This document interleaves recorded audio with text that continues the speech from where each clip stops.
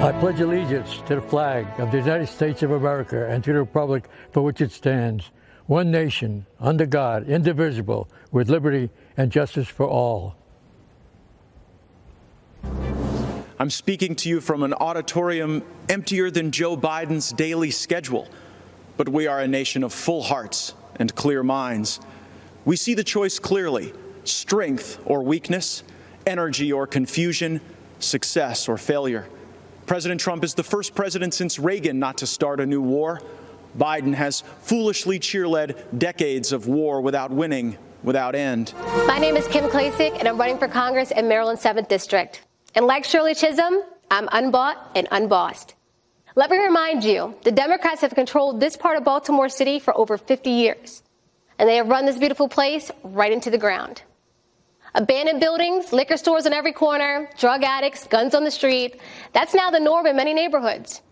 Democrats started their convention last week with Eva Longoria, a famous Hollywood actress who played a housewife on TV. Well, I'm actually a real housewife and a mom from Michigan with 2 wonderful kids in public school who happens to be the only the second woman in 164 years to run the Republican Party. And unlike Joe Biden, President Trump didn't choose me because I'm a woman. He chose me because I was the best person for the job. Telehealth has been essential during this pandemic. I don't want the media taking my personal story and twisting it, so let me be clear. As a healthcare professional, I can tell you without hesitation, Donald Trump's quick action and leadership saved thousands of lives during COVID-19. The Republican Party is the pro-America party. President Trump is the pro-America candidate. This election is about who can preserve the values, principles, and institutions that make America great. Don't believe me? Look at what's happening in American cities. Cities all run by Democrats. Crime, violence, and mob rule. Democrats refuse to denounce the mob, and their response to the chaos? Defund the police, defund Border Patrol, and defund our military. And while they're doing all this, they're also trying to take away your guns. Look at the positions they've taken in the past few months. Democrats won't let you go to church, but they'll let you protest. Democrats won't let you go to work, but they'll let you riot. And Democrats won't let you go to school, but they'll let you go loot. President Trump has fought against each of their crazy ideas. He's taken on the swamp, all of the swamp, the Democrats, the press, and the never-Trumpers. And when you take on the swamp fights back. They tried the Russia hoax, the Mueller investigation, and the fake impeachment. But in spite of this unbelievable opposition, this president has done what he said he would do. Taxes cut, regulations reduced, economy growing, lowest unemployment in 50 years, out of the Iran deal, embassy in Jerusalem, hostages home from North Korea, a new USMCA agreement, and of course he's building the wall and rebuilding our economy as we speak. I love the president's intensity and his willingness to fight every day in Washington for our families. It hurt my soul to hear the terrible names that people call Donald. The worst one is racist. I take it as a personal insult that people would think I've had a 37-year friendship with a racist. People who think that don't know what they're talking about. Growing up in the Deep South, I've seen racism up close. I know what it is, and it isn't Donald Trump. Just because someone loves and respects the flag, our national anthem, and our country, doesn't mean they don't care about social justice. I care about all those things. So does Donald Trump. He shows how much he cares about social justice in the black community through his actions. And his action speaks louder than stickers or slogans on a jersey. He keeps right on fighting to improve the lives of black Americans and all Americans. He works night and day. He never stops. He leaves nothing on the field. Some people don't like his style, the way he knocks down obstacles that get in the way of his goals. People on the opposing team didn't like when I ran over them either. But that's how you get the job done. You know, the Democrats love to talk about health care being a human right. But a right to what? Well, I'll tell you. To them, it's a right to marijuana, opioids, and the right to die with dignity, a politically correct way of saying assisted suicide.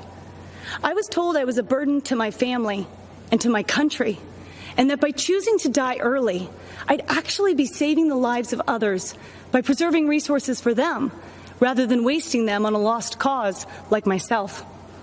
And when I failed the chemotherapies that were on the market, no one wanted me in their clinical trials. I'd make them look bad. They didn't give me the right to try experimental treatments, Mr. President. You did. And without you, I'd have died waiting for them to be approved. As you can see, I'm a man of color, and I'm a lifelong Democrat, too. You may be wondering, why is a lifelong Democrat speaking at the Republican National Convention? And that's a fair question. And here's your answer. The Democratic Party does not want black people to leave their mental plantation. We've been forced to be there for decades and generations. But I have news for Joe Biden. We are free. We are free people with free minds. And I'm part of a large and growing segment of the black community who are independent thinkers, and we believe that Donald Trump is the president that America needs to lead us forward. Unfortunately, Democrats have turned their backs on our brave police officers. They call it defunding, and it's a danger to our cities, our neighborhoods, and our children. Isn't it ironic that Democrat politicians have personal security to protect them? So why don't they forego their security and replace them with social workers, especially since that's what they want for you and me? Our police need more funding, not less. The Democratic Party has become infected with a pandemic of intolerance, bigotry, socialism, anti-law enforcement bias, and a dangerous tolerance for people who attack others, destroy their property, and terrorize our own communities. That's what this election is all about. It's hard to tell how much Mr. Biden understands about what happened at Parkland. Mr. Biden has campaigned on bringing back restorative justice as part of his unity platform with Bernie Sanders, and has pledged to implement in school districts across America. But he doesn't even seem to know when the shooting happened. He said that he was vice president when it happened, but he wasn't. Mr. Biden may not know when my daughter was murdered, but I do. February 14, 2018. Mr. Biden may not know that these policies make shootings more likely, but I do. Mr. Biden may not know who was vice president that day, but I do. It wasn't Joe Biden. It was Mike Pence. Thank God. And I know who the president was, too. It wasn't Barack Obama. It was President Donald J. Trump, and he took action. As a mob of protesters descended on our neighborhood. America is such a great country that not only do you have the right to own a gun and use it to defend yourself, but thousands of Americans will offer you free advice on how to use it. At least that's what we experienced. What you saw happen to us could just as easily happen to any of you who are watching from quiet neighborhoods around our country. And that's what we want to speak to you about tonight. It seems as if the Democrats no longer view the government's job as protecting honest citizens from criminals, but rather protecting criminals from honest citizens. Not a single person in the out-of-control mob you saw at our house was charged with a crime. But you know who was? We were. They've actually charged us with felonies for daring to defend our home. Good evening, America. I'm Kimberly Guilfoyle. I speak to you tonight as a mother, a former prosecutor, a Latina, and a proud American. And yes, a proud supporter of President Donald J. Trump. Why? Because he is the president who delivers for America. He built the greatest economy the world has ever known for the strivers, the working class and middle class. The left wants to defund the police. This is personal to me. I wouldn't be here without the bravery and heroism of the men and women in law enforcement who saved my life. President Trump stands with those brave men and women. Joe Biden has embraced the left's insane mission to defund them. After 485 days of combat, I came home eager to enjoy the freedoms I risked my life to defend. But I watched with alarm as the party of my grandfather, a lifelong Union Democrat, turned against the very people it professed to represent.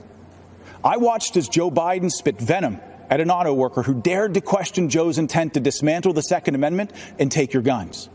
There's no place to hide. I'm speaking to you today because President Trump may not always be politically correct. He's in fact a successful businessman, not your average career politician.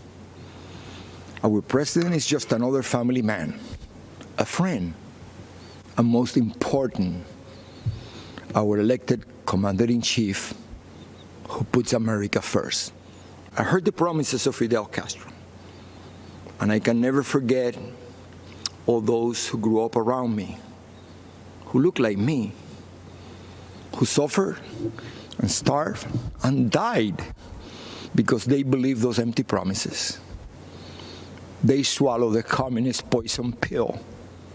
Right now, it is up to us to decide our fate and to choose freedom over oppression. President Trump, he's fighting the forces of anarchy and communism. And I know he will continue to do just that.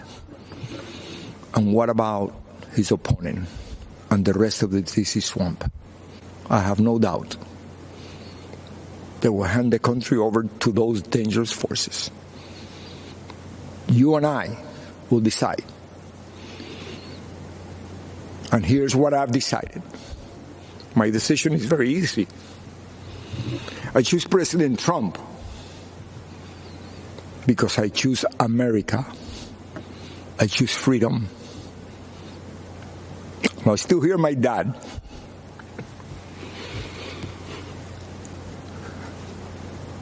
There is no other place to go.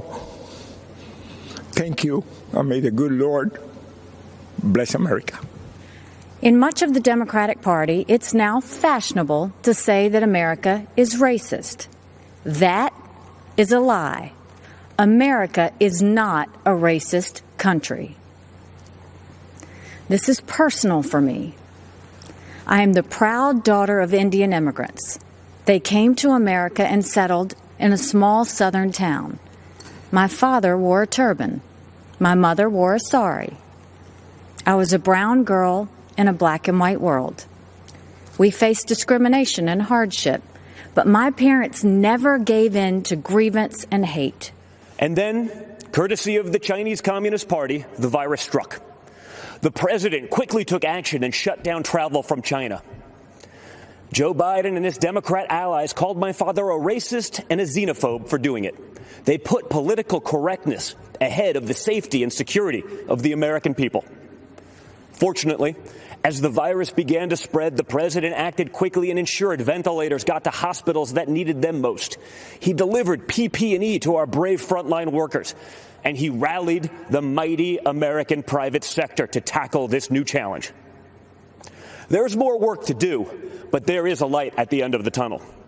Job gains are outpacing what the so-called experts expected.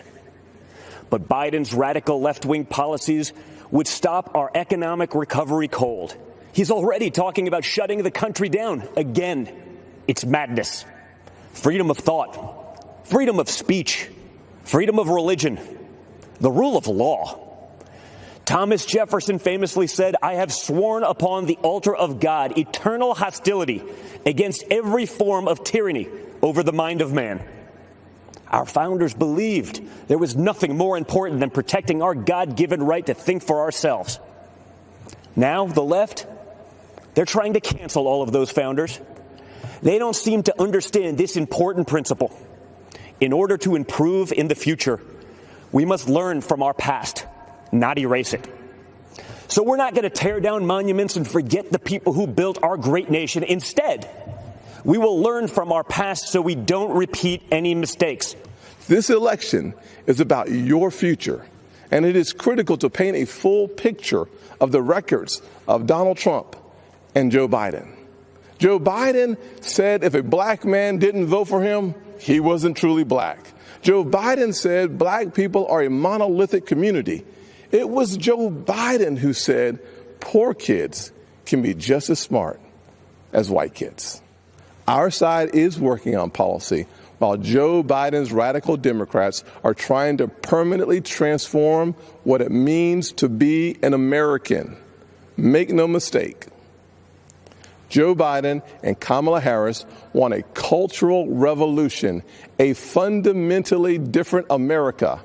If we let them, they will turn our country into a socialist utopia. And history has taught us that path only leads to pain and misery, especially for hardworking people hoping to rise.